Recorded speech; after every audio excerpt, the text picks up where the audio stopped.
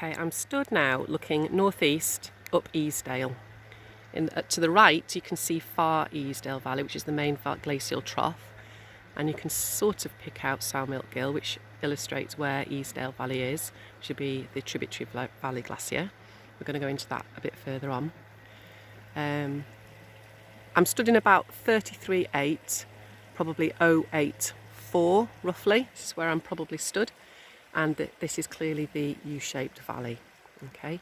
Before we look at any of the processes and things that are going on here and draw a little diagram, we're going to illustrate how this has changed over time.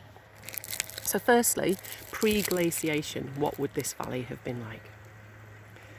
Okay, so it would have been a river valley. The valley floor would have been a lot higher. There's obviously been a lot of vertical erosion that's actually lowered the valley. There would have been lots of interlocking spurs. Totally different, obviously, valley shape.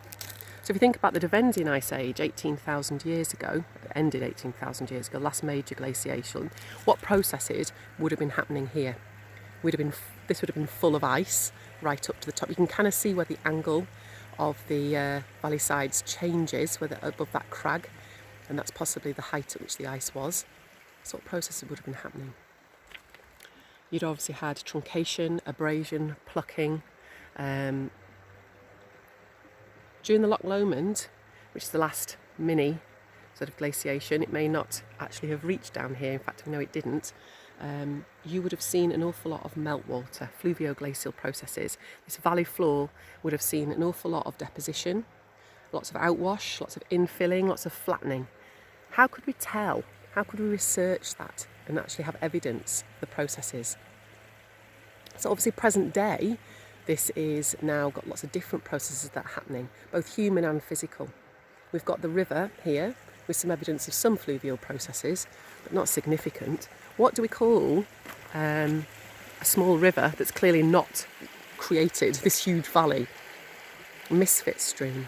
And here you can see some evidence of possibly animals and things like that, sort of creating, eroding the banks away. You can see what the river banks are actually made of there as well. And clearly it's a floodplain. You can see lots of evidence that of the reeds and what have you.